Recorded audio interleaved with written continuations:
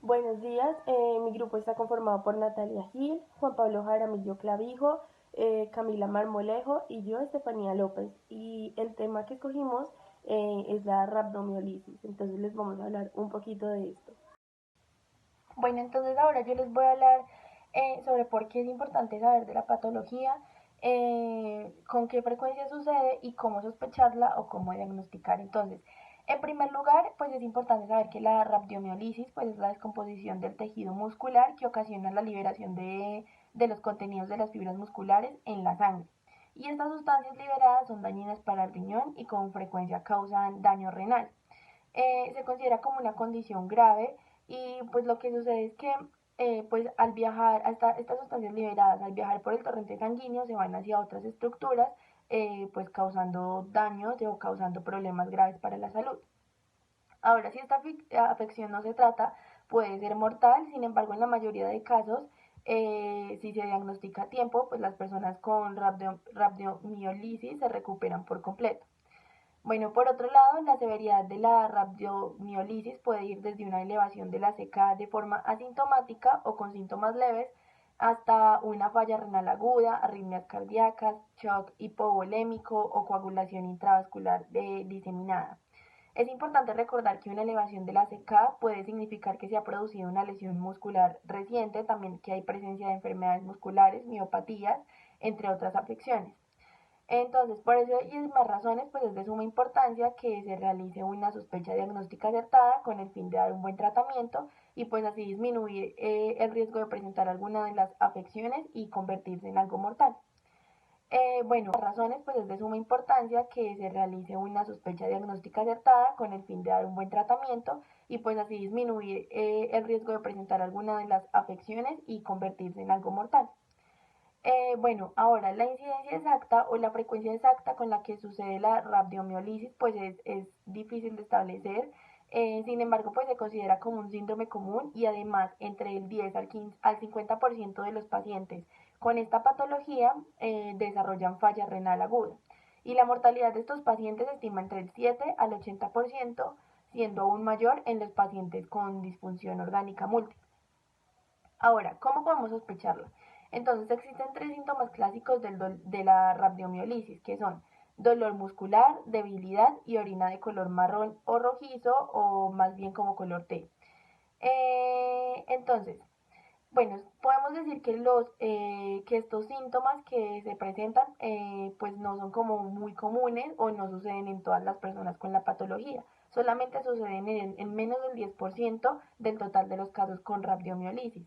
Y los síntomas pues varían y más o menos entre el 15 y el 50% de las personas afectadas pues no presentan ningún problema muscular. Cuando se presenta dolor muscular, entonces tiende a afectar hombros, muslos, zona lumbar y pantorrillas. Y bueno, y esto se sospecha por medio de la historia clínica, pero se debe pues confirmar por medio de pues exámenes de pruebas diagnósticas como son los niveles de la CK. Bueno, ahora a continuación les voy a hablar de la etiología de la rhabdomiolisis. Bueno, podemos ver que cualquier forma de daño muscular teóricamente puede provocar rhabdomiolisis. Y entre las etiologías más comunes podemos ver que están los traumatismos mecánicos o isquemia muscular, que un ejemplo de estos puede ser las lesiones por aplastamientos, descargas eléctricas o convulsiones. También encontramos los fármacos o toxinas, que un ejemplo de estos también podrían ser las estatinas, los antibióticos, los antipsicóticos, la cocaína, el alcohol y las anfetaminas. Otra causa común pueden ser las infecciones, que aquí entraría las gripes A y B y también diferentes virus. Dentro de las etiologías menos comunes puede entrar las alteraciones electrolíticas, los trastornos endocrinos, trastornos genéticos. También está el ejercicio extremo o alguna inmovilización prolongada. Y otra causa común, otra causa no tan común, serían las temperaturas extremas del cuerpo, como podrían ser la hipotermia y la hipertermia.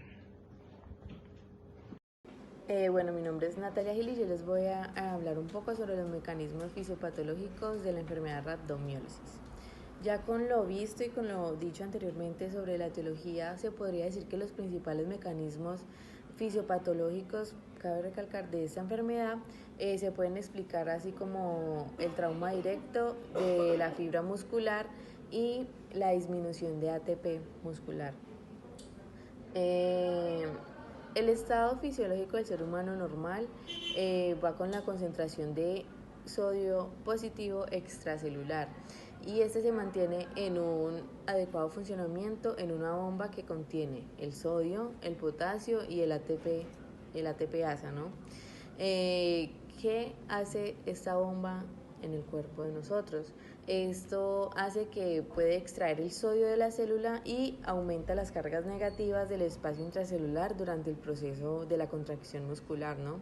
Entonces, esto hace un cambio con el calcio y por medio de un cotransportador de la membrana celular que depende también del ATP, la célula mantiene como bajas concentraciones del calcio positivo en un 0.12 moléculas, ¿no?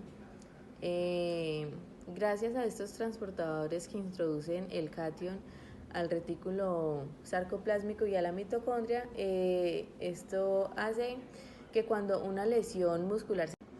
¿Qué es una isquemia muscular? La isquemia muscular es es un trastorno, ¿no?, de las extremidades que lleva un varios tiempo en desarrollarse en las arterias, ¿no?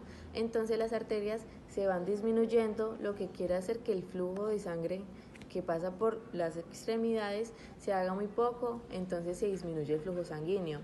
Y además, como ya estamos hablando de ATP y de sodio y de potasio, que esto quiere decir que la sangre requiere mucho oxígeno, entonces al tener este problema, este isquemia muscular, se va disminuyendo, entonces ahí es donde tenemos el problema con la fibra muscular, como ya mencioné anteriormente. Buenas noches, mi nombre es María Camila Marmolejo Zapata y yo les voy a hablar de la rhabdomiólisis. A mí me tocó, es como la fisiopatología, la condición explicada sus manifestaciones clínicas. Bueno, en condiciones explica cómo la hiperglicemia y la osmolaridad alta se altera el metabolismo aeróbico de la fibra muscular y a su vez el estado de deshidratación lleva a disminución de la volemia y a la alteración subsecuente de la perfusión. También, aunque en sus manifestaciones pueden ser muy variables, dependiendo de la edad de inicio y factores ambientales, pueden agruparse clínicamente en tres grandes grupos de manifestaciones clínicas, como los síntomas permanentes, en esta se da la debilidad muscular progresiva, también los síntomas episódicos o de difusión, y en estos se dan la intolerancia al ejercicio, las mialgias y mioglobinuria. También están los mixtos, que son los síndromes en que coinciden ambos tipos de síntomas. Buenas noches, mi nombre es María Camila Marmolejo Zapata y yo les voy a hablar de la rhabdomiólisis. A mí me tocó, es como la fisiopatología, la condición explicada sus manifestaciones clínicas. Bueno, en condiciones explica cómo la hiperglicemia y la osmolaridad alta se altera el metabolismo aeróbico de la fibra muscular y a su vez el estado de deshidratación lleva a disminución de la volemia y a la alteración subsecuente, como los síntomas permanentes, en esta se da la debilidad muscular progresiva, también los síntomas episódicos o de difusión, y en estos se dan la intolerancia al ejercicio, las mialgias